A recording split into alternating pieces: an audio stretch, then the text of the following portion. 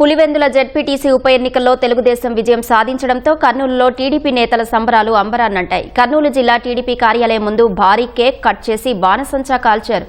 పులివెందుల్లో తొలిసారి ప్రజాస్వామ్యబద్దంగా జరిగిన పోలింగ్లో ఓటర్లు స్వచ్ఛందంగా ఓటు వేశారన్నారు. టీడీపీకి ఓట్లు వేసిన ప్రజలకు కృతజ్ఞతలు తెలిపారు. జగన్మోహన్ రెడ్డి సొంత గడ్డ మీద తెలుగుదేశం పార్టీ పచ్చ జెండా రెపరెపలాడే విధంగా ప్రజలు ఎన్నికలు రుచి చూపించారు. తెలుగుదేశం పార్టీకి ఎదురు లేదు. 3 నెలల తర్వాత చంద్రబాబు ఉండడు, ఆయన నరకానికి పోతాడు. పాపం బాల శాపాలు పెట్టినాడు. ఇవాళ ఏంటో జగన్మోహన్ రెడ్డి నువ్వు ఎన్ని శాపాలు పెట్టినా నీ శాపనాలు అన్నీ ఆయనకు మంచి జరుగుతుంది. ఇంతవరకు కూడా పులివెందులలో మరి ప్రజాస్వామ్యబద్ధంగా ఎలక్షన్స్ జరగలేదు. నాయన ఒక్కసారి మాకు స్థానిక సంస్థల్లో ఎలక్షన్స్ లో ఓటేసుకునే అవకాశం కల్పించండి, ఈ జగన్మోహన్ రెడ్డి కథ చెప్తామని చెప్పారు. వాళ్ళు ఆ విధంగానే చెప్పారు. టీడీపీనే ఈ రాష్ట్రాన్ని అభివృద్ధి చేయగలదు, పరిపాలించగలదు అని సత్తా చూపించి 2 జెడ్పీటీసీలు తెలుగుదేశం పార్టీ కైవసం చేసుకోవడం జరిగింది.